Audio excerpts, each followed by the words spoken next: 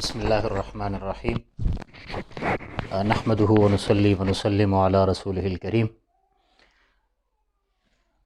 اصول حدیث کے حوالے سے آج پہلا لیکچر ہے، اور سب سے پہلے کسی علم کی تعریف یہ سمجھنا ضروری ہے تاکہ یہ اندازہ ہو جائے کہ جو علم میں حاصل کر رہا ہوں یہ کون سا علم ہے، اور دوسری بات یہ ہے کہ اس علم سے ہمیں فائدہ کیا حاصل ہوگا، اور تیسری بات یہ ہے کہ اس علم کی اغراض اور مقاصد کیا ہے۔ تو اصول حدیث کی تعریف کے حوالے سے اگر ہم دیکھیں تو اصول الحدیث یہ دو الفاظ سے مرکب ہے، مضاف اور مضاف الیہ۔ اصول مضاف اور الحدیث مضاف الیہ ہے۔ تو اصول اور حدیث کی الگ الگ تعریف ہم کریں گے، اس کو کہتے ہیں حد اضافی، اور دونوں کو جب ہم ملائیں گے تو اس کو پھر حد علمی یا حد لقبی کہتے ہیں۔ اصول یہ اصل کی جمع ہے، اور اصل یہ قاعدہ، قانون اور اساس کو کہتے ہیں۔ عربی میں اصل کی جو تعریف کی جاتی ہے ما یبتنی علیہ غیرہ، یعنی وہ چیز جو دوسری کے لیے بنیاد اور اساس بنتی ہو، اس کو ہم اصول کہتے ہیں، اصل۔ اور دوسرا جز جو ہے اس ترکیب کا وہ حدیث ہے۔ تو حدیث کی لغوی معنی، اس کے بارے میں اگرچہ متعدد اقوال ہے، یہاں پر 3 اقوال ذکر کیے گئے ہیں۔ سب سے پہلا قول یہ ہے کہ حدیث یہ حادث سے ہے، اور حادث کے معنی ہے جدید۔ علامہ ابن حجر اسقلانی رحمۃ اللہ علیہ نخبۃ الفکر میں فرماتے ہیں کأنہ ارید بہ مقابلۃ القرآن۔ رسول اللہ صلی اللہ علیہ وسلم پر جو وحی نازل ہوتی تھی اس کی 2 قسمیں تھیں، ایک وحی متلو، اور وحی متلو کا مطلب ہے متلوون، یہ اسم مفعول کا صیغہ ہے، وہ وحی جس کی تلاوت کی جاتی ہے وہ قرآن کریم ہے، اور قرآن کریم یہ قدیم ہے۔ اب یہ قدیم اور حادث یہ اصطلاح متقدمین میں کافی زیادہ مشہور تھی، اور قرآن کریم اللہ تعالیٰ کا کلام ہے، یہ معتزلہ اور اہل سنت کی والجماعت کے درمیان یہ مسئلہ اختلافی رہا ہے، اور اس پر رمضان میں ہم ایک لیکچر دے چکے ہیں کہ اس کا مطلب کیا ہے، اور اہل سنت والجماعت اور معتزلہ کا اس میں موقف کیا ہے، اور معتزلہ کون ہے، اہل سنت والجماعت کی تعریف، یہ ساری باتیں وہاں گزر چکی ہے۔ تو یہ کلام اللہ یعنی قرآن کریم یہ اللہ تعالیٰ کا کلام ہے، اور یہ جس طرح اللہ تعالیٰ قدیم ہے تو اسی طرح اللہ تعالیٰ کے ساتھ جو صفت خاص ہے کلام، یہ بھی قدیم ہے۔ اس کے مقابلے میں حدیث یہ رسول اللہ صلی اللہ علیہ وسلم کی الفاظ مبارکہ ہے، اور چونکہ نبی علیہ السلام بھی مخلوق ہے تو اس کا کلام بھی مخلوق ہے، اور یہ حادث اور جدید ہے۔ تو اس حوالے سے حدیث کو حدیث کہتے ہیں۔ اور دوسرا معنی جو ہے یہ کلام، حدیث کلام کے معنی میں بھی مستعمل ہے۔ قرآن کریم سورہ تحریم میں اللہ تبارک و تعالی رسول اللہ صلی اللہ علیہ وسلم سے متعلق ارشاد فرماتے ہیں وَإِذْ أَسَرَّ النَّبِيُّ إِلَى بَعْضِ أَزْوَاجِهِ حَدِيثًا، کہ رسول اللہ صلی اللہ علیہ وسلم نے ایک موقع پر چند امہات المؤمنین کو ایک بات بتائی، اور ان کو یہی ہدایت دی کہ یہ کسی اور کو نہ بتانا۔ تو وہاں پر اگر دیکھیں تو اذ اسر النبی الی بعض ازواجہ حدیثا، کوئی کلام، کوئی بات، اس کے معنی میں لفظ حدیث یہ مستعمل ہے۔ اور تیسرا معنی جو ہے حال اور احوال بیان کرنا، جیسا کہ قرآن کریم میں اللہ تبارک و تعالی حضرت موسیٰ علیہ السلام سے متعلق ارشاد فرماتے ہیں هل اتاک حدیث موسیٰ، کیا آپ کو موسیٰ علیہ السلام کے احوال کا کچھ علم ہے، وہ آپ کو کچھ پہنچا ہے، کچھ احوال پہنچے ہیں۔ تو یہاں پر دیکھیں حدیث کی 3 معنی ذکر کیے گئے، ایک بمعنی جدید، چونکہ یہ نبی علیہ السلام کے اقوال ہے تو اس کو جدید کہتے ہیں، جیسا کہ نبی علیہ السلام مخلوق ہے تو آپ صلی اللہ علیہ وسلم کا کلام بھی مخلوق۔ اور دوسرا جو ہے وہ کلام ہے، تو یہ بھی نبی علیہ السلام کا کلام ہے، چونکہ حدیث کی جو لغوی یا اصطلاحی تعریف کل انشاءاللہ العزیز وہ پڑھیں گے تو وہاں پر یہ اندازہ ہوگا کہ حدیث کو حدیث کیوں کہتے ہیں اصطلاحی اعتبار سے، اور یہ کس طرح کلام ہے۔ اور تیسرا معنی جو ہے یہ حال ہے، جیسا کہ موسیٰ علیہ السلام کے حوالے سے ذکر ہوا، تو اس میں بھی رسول اللہ صلی اللہ علیہ وسلم کے احوال مبارکہ، حدیث قولی، فعلی، تقریری، یہی چیزیں آگے انشاءاللہ العزیز ہم پڑھیں گے تو یہی ساری باتیں کلیئر ہو جائے گی۔ تو اس حوالے سے اگر دیکھیں تو حدیث پر یہ 3 وجوہات کے بنا پر حدیث کا اطلاق ہوتا ہے۔ تو یہ مضاف اور مضاف الیہ کی الگ الگ اب ہم جب تعریف کریں گے تو اس کا خلاصہ جو ہے یہ سامنے آ چکا۔ اب حد لقبی مطلب اصول اور حدیث دونوں کا ایک ہی تعریف، جس کو حد علمی بھی کہتے ہیں۔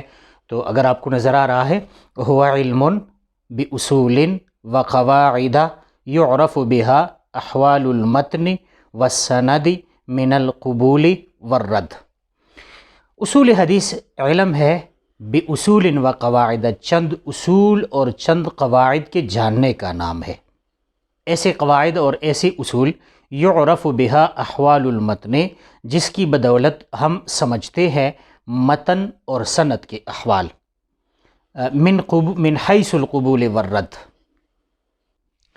من حیث القبول والرد، یعنی اصول حدیث وہ علم ہے جس میں ہم کچھ قواعد اور اصول سیکھتے ہیں، انہی قواعد اور اصول کی بنا پر ہم یہ جانتے ہیں کہ جو متن اور سند ہے یہ قابل قبول ہے یا مردود ہے، اس پر عمل کیا جانا چاہیے یا اس کو ترک کر دینا چاہیے۔ اب اگر عمل کر دینا چاہیے تو کس کیٹیگری میں ہے؟ اعلیٰ معیار میں ہے، مطلب اس کا درجہ وہ اعلیٰ ہے یا ادنیٰ ہے؟ تو یہی ساری چیزیں آگے جو ہم صحیح کی تعریف یا متواتر، مشہور اور غریب کی تعریف کریں گے تو حدیث کے مراتب بھی ہمارے سامنے آ جائیں گے کہ کون سی حدیث جو ہے وہ کس مرتبہ میں ہے۔ تو خلاصہ اس تعریف کا یہ ہوا کہ اصول حدیث وہ علم ہے جو کہ خود قواعد اور اصول ہم سیکھتے ہیں، اور اسی اصول اور قواعد کی بنا پر متن اور سند کے احوال کو ہمارے سامنے آتی ہے کہ یہ قابل قبول ہے یا قابل رد ہے۔ اب یہاں پر دو باتیں جو ہے یہ سمجھنا ضروری ہے، ایک متن کیا ہے اور ایک سند کیا ہے۔ تو اس کے لیے امام بخاری رحمۃ اللہ علیہ کی ایک روایت جو کہ اپنی کتاب میں وہ مکی ابن ابراہیم سے نقل کرتے ہیں، مکی ابن ابراہیم سے امام بخاری رحمۃ اللہ علیہ نقل فرماتے ہیں، سند حدیث جو ہے کچھ یوں ہے، قال حدثنا مکی ابن ابراہیم قال حدثنا یزید بن عبید قال حدثنا سلمۃ رضی اللہ عنہ قال سمعت رسول اللہ صلی اللہ علیہ وسلم من یقل علی ما لم اقل فلیتبوأ مقعدہ من النار۔ اب اس حدیث میں ہم دیکھتے ہیں نا، یہ مکی ابن ابراہیم یہ ایک راوی ہے، یزید بن عبید یہ دوسرا راوی ہے، اور سلمہ رضی اللہ تعالی عنہ یہ تیسرا راوی ہے۔ تو امام بخاری رحمۃ اللہ علیہ اور رسول اللہ صلی اللہ علیہ وسلم کے درمیان یہ تین واسطے ہیں، اور آپ نے کئی مرتبہ یہ سنا ہوگا یہ ثلاثیات اور ثلاثیات۔ تو اب یہ ثلاثیات آپ کو سامنے نظر آ رہا ہے کہ ثلاثیات کیا ہے۔ تو ثلاثیات وہ روایات ہے جو کہ محدث اور رسول اللہ صلی اللہ علیہ وسلم کے درمیان تین واسطے ہو، اگر یہ واسطے دو ہو تو پھر اس کو ثنائیات کہتے ہیں۔ تو اب امام بخاری رحمۃ اللہ علیہ نے اپنی کتاب میں 22 ثلاثیات جو ہے وہ ذکر کیا ہے، اور صحاح ستہ میں بلکہ تمام کتابوں میں امام بخاری جو ہے، خاص کر صحاح ستہ میں بنیادی پوزیشن جو ہے وہ امام بخاری کو حاصل ہے۔ تو اب ثلاثی یہی روایت ہے، دیکھیے اس میں امام بخاری رحمۃ اللہ علیہ اور رسول اللہ صلی اللہ علیہ وسلم کے درمیان تین واسطے ہیں، مکی ابن ابراہیم، یزید بن عبید اور سلمہ رضی اللہ تعالی عنہ، اور آگے رسول اللہ صلی اللہ علیہ وسلم تک یہ حدیث پہنچتی ہے، یہ سند۔ تو اب اس میں یہ رجال کا جو سلسلہ ہے، مکی ابن ابراہیم، یزید بن عبید اور سلمہ، رجال کی اس کڑی کو، روات کی اس ترتیب کو سند کہتے ہیں۔ جیسے آپ کو نیچے نظر آ رہا ہے، سند کی جو تعریف لکھی گئی ہے، سلسلۃ الرجال الموصلۃ الی المتن، رجال راویوں کا وہ سلسلہ جو ہمیں پہنچا دیتی ہے الی المتن، وہ سلسلہ ہمیں پہنچا دیتا ہے الی المتن، متن تک۔ اب متن کیا ہے؟ تو الفاظ الحدیث یذکر بعد السند، یعنی روایت اور حدیث کے وہ الفاظ جو سند کے بعد ذکر کیے جاتے ہیں۔ اس روایت میں اگر آپ دیکھیں تو من یقل علی ما لم اقل فلیتبوأ مقعدہ من النار، یہ رسول اللہ صلی اللہ علیہ وسلم کا قول مبارک ہے۔ تو اس کو ہم کہتے ہیں متن، اور پہلے جو راویوں کا سلسلہ ہے اس کو کہتے ہیں سند۔ اور یہ بیچ میں جو آپ کو نظر آ رہا ہے قال حدثنا، پھر کہتے ہیں قال حدثنا، پھر کہتے ہیں قال حدثنا، یہ 3 مرتبہ جو ذکر ہے اس کو صیغ ادا کہتے ہیں. یعنی محدثین جب حدیث ادا کرتے ہیں تو کبھی حدثنا سے تعبیر کرتے ہیں، کبھی اخبرنا کہتے ہیں، کبھی حدثنی کہتے ہیں، کبھی اخبرنی کہتے ہیں، کبھی جو ہے انبأنا انبأنی. یہ الفاظ انشاءاللہ صیغ ادا میں وہاں پڑھیں گے. تو آج کے لیکچر میں جو ہم نے سیکھا اور اس سے ہمیں جو اندازہ ہوا، ایک یہ ہے کہ اصول حدیث هو علم باصول يعرف بها احوال المتن والسند من حيث القبول والرد. کہ علم حدیث حاصل کرنے سے ہمیں یہ اندازہ ہوگا کہ جو حدیث ہمارے سامنے آتی ہے اور ہم کسی حدیث کا مطالعہ کرتے ہیں تو ان قواعد اور اصول کی بنیاد پر ہم یہ جان سکیں گے کہ یہ روایت قابل قبول ہے یا نہیں ہے. تو خلاصہ یہ ہوا کہ سند اور متن کی جانچ پڑتال کے لیے علم اصول حدیث جو ہے یہ ضروری ہے. اور اس کا فائدہ بھی ہمیں یہ حاصل ہوا کہ اگر علم اصول حدیث ہمارے پاس نہ ہو تو پھر حدیث کی صحت اور ضعف کا اس کی تمیز ہم نہیں کر سکتے. تو اس لیے ضروری ہے کہ علم حدیث کے مطالعے کے لیے ہمیں پہلے اصول حدیث کے قواعد اور اس کے متعلق جو ضروری ابحاث ہے وہ جاننا لازم ہے.